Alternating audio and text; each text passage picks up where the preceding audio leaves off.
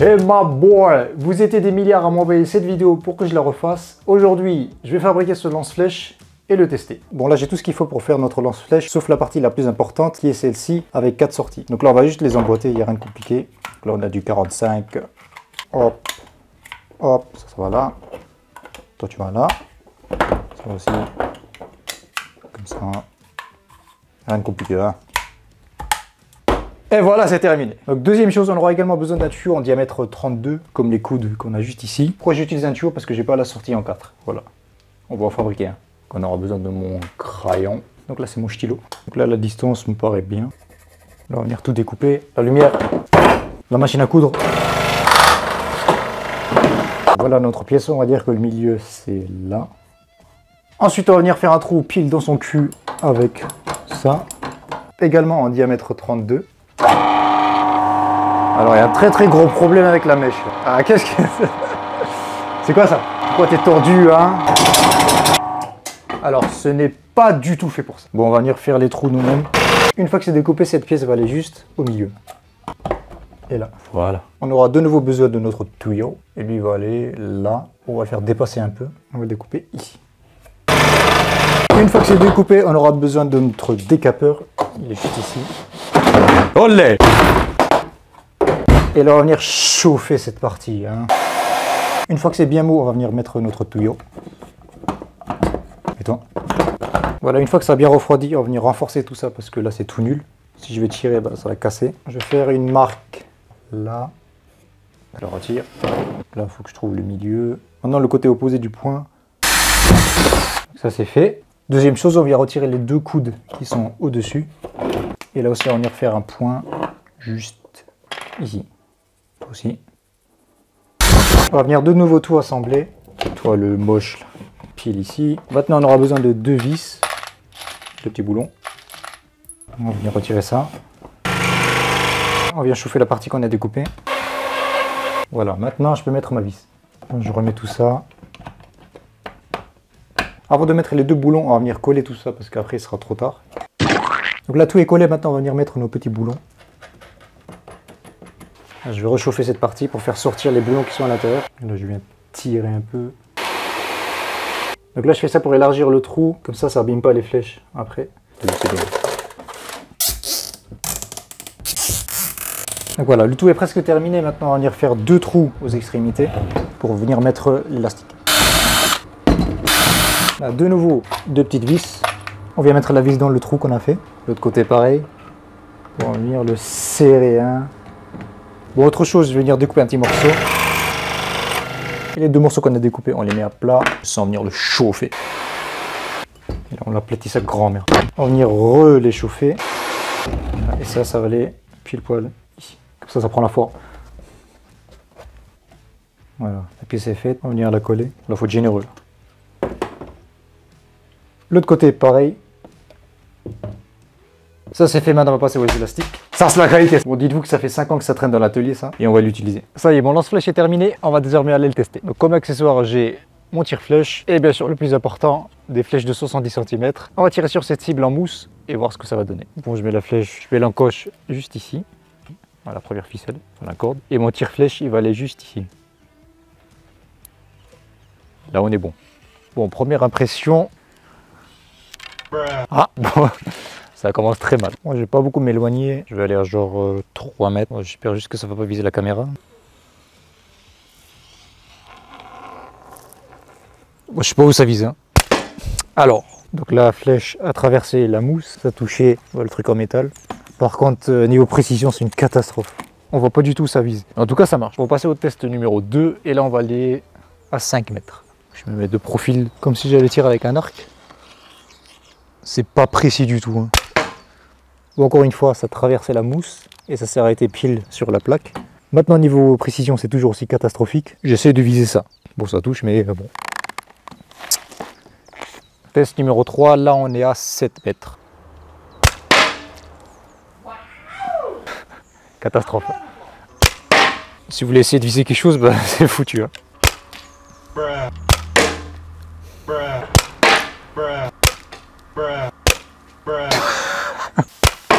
Ben voilà.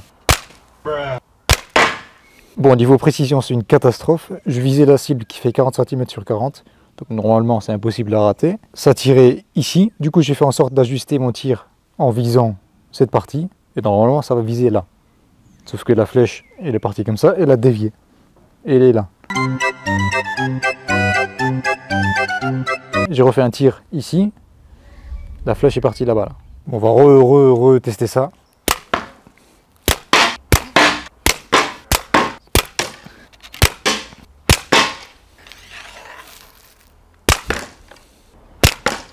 Donc déjà le plus gros problème c'est le maintien. Donc en soi je le tiens comme ça parce que c'est le plus confortable. Une fois que le temps à fond, ça gigote de partout. Le deuxième problème c'est que le trou est beaucoup trop large, ce qui fait que la flèche peut aller n'importe où. Ça dévie dans tous les sens, c'est n'importe quoi. Bon, peut-être que le problème vient de la puissance et que les élastiques sont beaucoup trop longs. Maintenant on va faire en sorte qu'elles soient beaucoup plus puissantes. Je vais juste prendre les élastiques et je vais les mettre en tension. Voilà, là ils sont en tension déjà et j'espère que ça va être puissant. Test numéro 1000.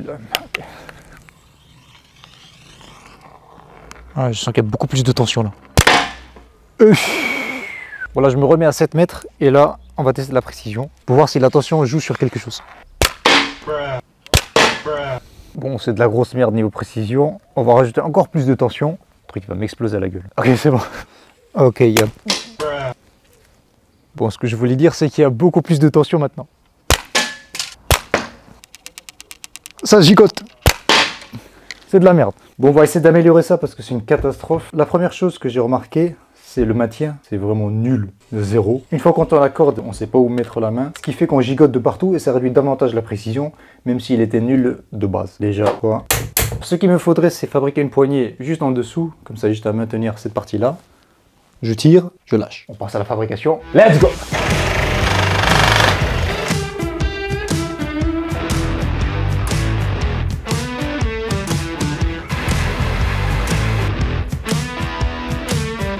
2 minutes après, le système est modifié. C'est ça qui est bien avec le PVC, c'est que tout prend 2 secondes. Le plus important, on a désormais une poignée. Donc là, au moins, ça va m'éviter de gigoter de partout et c'est plutôt pratique. Et on va tester ça maintenant. Alors déjà, gros problème, je ne sais plus du tout où je vise. Aïe! Je me suis fouetté. Bon là, même si c'est catastrophique, c'est un peu mieux qu'avant, vu que le regroupement se trouve ici. Bon, j'ai davantage tendu les élastiques, là ils sont à fond. Bon, je vais le tendre, j'espère juste qu'il ne va pas me casser la gueule. On va voir ça maintenant. Déjà, c'est mieux. Bon, faut pas trop s'emballer, c'est le premier. C'est beaucoup mieux qu'avant. Aïe! Mais...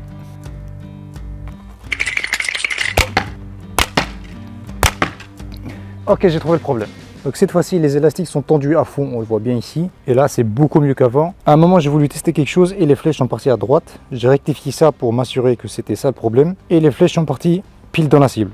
Du coup, le problème, je sais ce que c'est maintenant. Donc déjà, c'est les élastiques qui n'étaient pas tendus, ce qui fait que la flèche n'était pas puissante et elle allait dans tous les sens. Et deuxième problème, donc lorsque je vise, je me fais un point dans l'espace pile ici, juste en bas de mon index. Et je fais en sorte que le cercle là soit pile comme ça. Troisième chose, une fois que je vais tirer ma flèche, donc ce que j'avais testé avant, c'est que la flèche était là, tout à gauche. J'avais retesté à droite, les flèches n'allaient pas dans la cible. Et une fois que j'ai rectifié tout ça, j'ai mis la flèche pile au milieu. Et là, toutes les flèches vont dans la cible. Bon, cette fois, on va tenter de mettre toutes les flèches.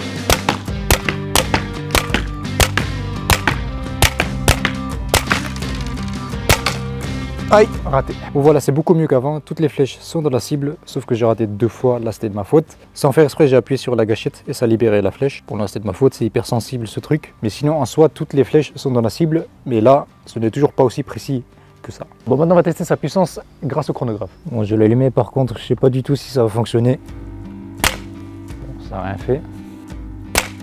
Rien du tout. Chef. Bon, ça ne marche pas, les flèches ne vont pas assez vite pour le chronographe. Il ne détecte rien. Bon, maintenant on va s'éloigner à 20 mètres pour voir ce que ça donne, si on arrive à toucher la cible ou pas. Mais bon, je ne pense pas. Bon, je vais en tirer 5 maximum, parce que tout le reste, ça sert à rien.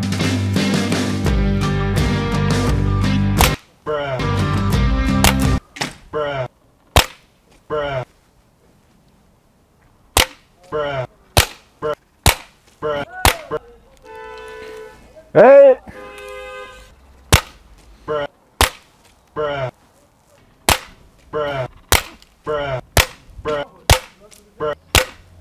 Bon, c'est la dernière flèche. Si j'arrive à la mettre, je suis content. Oh oui. Yeah. Bon, c'est toujours aussi catastrophique à chaque fois que j'essaie de rectifier mon tir par rapport au précédent. Ça vise un autre endroit et c'est complètement aléatoire. Plus on s'éloigne et plus la zone s'agrandit. Bon, déjà quand on était à 5 mètres, toute la zone, c'était ça. C'était déjà énorme. Et là, il y a des flèches derrière. J'ai perdu les encoches aussi. Là, il y a l'encoche encore.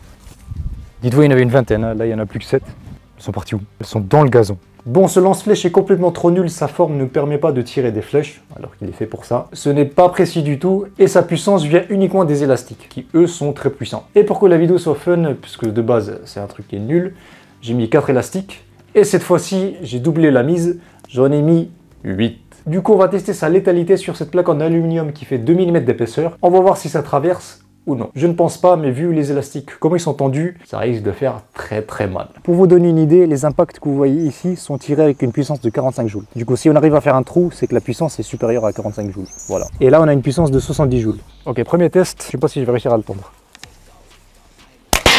Oh, ça fait très mal. Bon, ça a réussi à le trouer, mais sans plus. Bon, je l'ai pas tendu à fond. On va retester ça. Bon, là, je vais essayer de le tendre à fond. Ouais. Merde, ça tirait tout seul. Ça tirait dans le bois. Oui.